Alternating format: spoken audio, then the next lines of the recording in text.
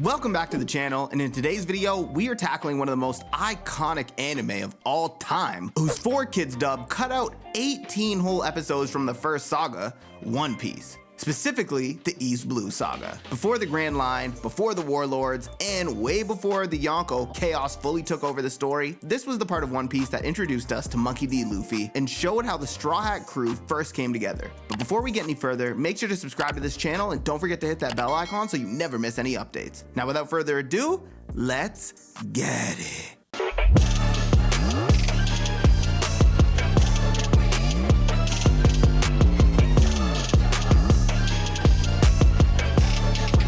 One Piece was created by Ichiro Oda and first aired on Fuji TV on October 20th, 1999. It quickly became one of the biggest, long-running anime franchises ever made. The East Blue Saga serving as the beginning of Luffy's journey to becoming King of the Pirates. The saga ran from 1999 to 2001 in the anime and spans a total of 61 episodes. So, let's get into the story. Romance Dawn. The story begins with Gold Roger, the Pirate King, whose final words about a hidden treasure sparked the great age of pirates. Years later, in Fuchsia Village, a boy named Monkey D. Luffy idolizes the red-haired pirates and begs their leader Shanks to let him join. But Shanks refuses because he was too young. After accidentally eating a devil fruit, Luffy gains a rubber body, but lost the ability to swim. When bandits kidnap him and throw him into the sea, Shanks saves Luffy's life from a sea king, sacrificing his arm in the process. Before leaving the village, Shanks entrusts Luffy with his straw hat, inspiring him to build his own crew of pirates and become Pirate King. 10 years later, Luffy sets sail all alone, defeats the same Sea King, and meets Kobe, a timid cabin boy trapped under the cruel pirate Alvida. Luffy's courage inspires Kobe to pursue his dream of joining the Marines, while Luffy defeats Alvida and continues onwards. Luffy reaches Shell's Town and decides to recruit the feared pirate hunter swordsman Roronoa Zoro, who had been unjustly imprisoned by the corrupt Captain Morgan. After retrieving Zoro's swords and defeating Morgan and his crew, Luffy earned Zoro as his first crewmate, while Kobe found the courage to begin his marine journey. Orange Town. Luffy and Zoro's journey begins in typical chaos, lost at sea and starving because neither can navigate. They try to catch food when Luffy is snatched away by a giant bird. While chasing after him, Zoro encounters 3 battered pirates who explain they were tricked by a clever thief that stole their boat and left them stranded. That same thief, Nami, soon appears in Orange Town, fleeing Buggy the Clown's men after stealing a map of the Grand Line. When Luffy crash lands in the middle of the chase, Nami uses him as a distraction, and after seeing his strength, introduces herself as a pirate thief. Though, she first tries to manipulate Luffy and hands him over to Buggy. She cannot bring herself to actually kill him, and Zoro arrives in time to help them escape. As Buggy's strange devil fruit powers, the Chop Chop fruit allows him to chop up his body and send it flying into different pieces in battle. Him and his crew terrorize the deserted town, when Luffy meets a loyal dog and is moved by the destruction of his pet shop. After defeating some of Buggy's crew, Luffy finally takes down Buggy with the help of Zoro and Nami. In the end, Nami joins them temporarily, and the townspeople are saved as the 3 pirates sail away together, one step closer to the Grand Line. Syrup Village. Luffy, Zoro, and Nami first arrive on the island of rare animals, where they meet Gaimon, a stranded pirate who has spent 20 years trapped inside a treasure chest while guarding what he believes is a valuable stash on top of a rock. After helping him reach the treasure, they discover the chests are empty, but he chooses to stay anyway, finding new purpose in protecting the island's rare animals, who have become his true treasure. Leaving him behind, the trio sail on to Syrup Village in search of a ship. There, they meet Usopp, a loud but good-hearted liar who leads a small band of village kids and dreams of being a great pirate. The Straw Hats quickly learn that Usopp's sick friend Kaya is being cared for by her butler, Clawador, who is secretly the evil pirate Captain Kuro, a notorious pirate plotting to steal her fortune and murder anyone in his way. When Luffy and Usopp overhear the plan, no one believes their warning. Since Usopp is such a damn bold-faced liar and this man just destroyed all his own credibility, I wonder if we're gonna believe Usopp this time. You know, the same guy that runs a band of 1 million pirates at his beck and call? Stupid ass Usopp. Forcing the Straw Hats to stand alone against the coming Black Cat pirates. The battle is chaotic, with traps flying, pirates landing on the wrong beach, and Luffy, Zoro, Nami, and Usopp all struggling to hold their own Usopp eventually proves his bravery, Zoro defeats some of Kuro's crew, and Luffy finally brings down Kuro after seeing how little he values his own crew. In the aftermath, Kaya rewards the Straw Hats with a ship, the Going Merry, and Usopp leaves his old life behind to join them, finally as a real pirate. Baratie. With the Going Merry finally theirs, Luffy, Zoro, Nami, and Usopp begin settling into life as a real pirate crew, even designing their own Jolly Roger and testing the ship's cannons. Their fun quickly caused trouble when they accidentally fire on two bounty hunters, Johnny and Yosaku, who turn out to be old friends of Zoro. After Nami treated Yosaku's scurvy, the pair guided the crew to the floating restaurant Baratie, where they said the Straw Hats might find a cook that they desperately need for their journey to the Grand Line.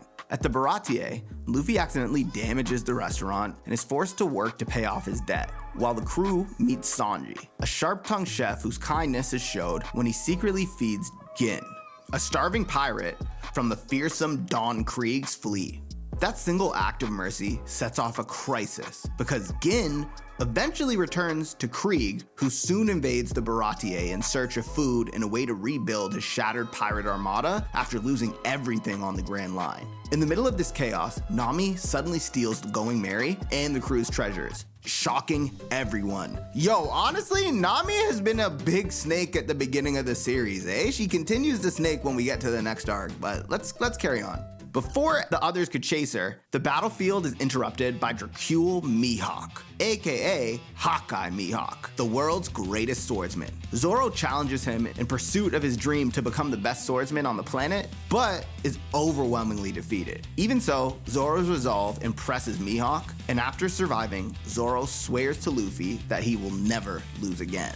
As the battle with Krieg escalates, Sanji's past with Zeph is revealed. The two had once been stranded together, and Zeph had sacrificed everything to keep Sanji alive because they shared the same dream of finding the All Blue, a legendary mythical sea said to be the only place where the four seas, north, south, east, and west, meet, making it a paradise for chefs looking to source ingredients. Re-inspired by his memory of their bond and Zeph's sacrifices, including giving up his foot because bro was a legendary pirate that could literally kick ass, Sanji joins in on the fight and Luffy eventually defeats Krieg. Afterward, Sanji finally accepts an invitation to join Luffy's crew after repeatedly refusing because he hears his crew shitting on him, attacking his food, attacking his personal character, but really, it was all in an attempt to push him to grow. Aw, ain't that sweet? And tearfully leaving the Baratie behind, just as word comes out that Nami is headed for an even more dangerous island, Arlong Park. After Nami left the crew at Baratie, Luffy, Sanji, and Yosaku chase her toward Arlong Park, where Yosaku explains the danger ahead and why he suspects Nami has ties to the dangerous fishman, Arlong. When Nami arrives, it's revealed that she is a part of Arlong's crew, shocking everyone. At the same time, Zoro, Usopp, and Johnny reach the island and see the destruction that Arlong has brought. Usopp learns from Nojiko, Nami's foster sister, that the island was Nami's home, while Zoro witnesses Nami apparently serving Arlong, even beating him and appearing to kill him to maintain her cover. However, the truth slowly comes out. Years ago, when Nami was still just a little girl, Arlong took over Kokoyashi Village by forcing everyone to pay for their lives.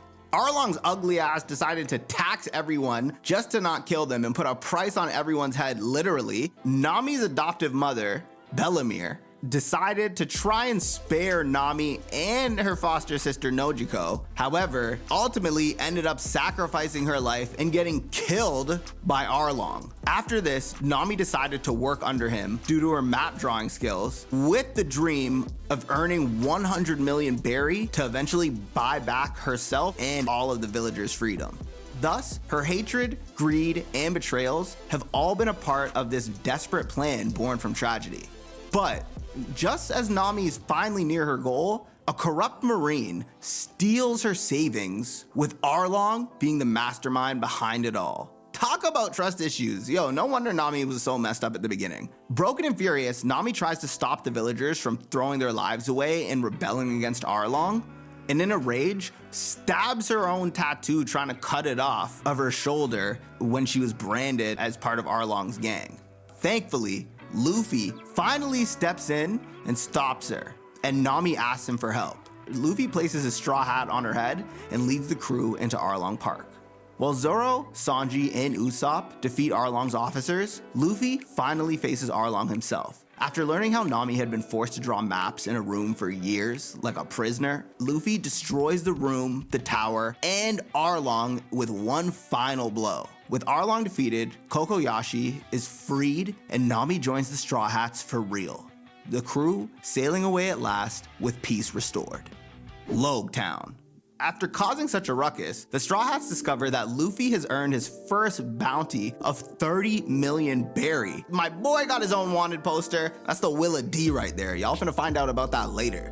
A moment that thrills him, even as Nami warns him that it's only gonna bring more trouble. Soon after, they arrive in Loguetown, the final stop before the Grand Line, and the place where Gold Roger was born and executed. While the crew shops for supplies, Zoro replaces his broken swords and earns both Sandai Kitetsu and Yubashiri, after proving his luck and courage.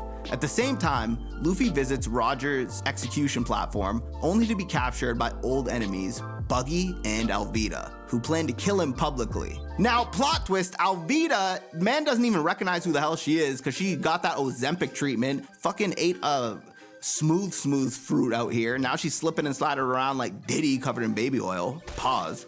As Zoro and Sanji rush to save him, Luffy smiles calmly in the face of death until a sudden lightning strike destroys the platform and frees him, electrocuting Buggy. The chain-smoking Marine, Smoker, then tries to pursue the crew, but a mysterious stranger helps Luffy escape from the shadows. Reunited on the Going Merry, the Straw Hats sail toward the Grand Line and declare their dreams together before entering the next stage of their journey. And that is the end of the East Blue Saga.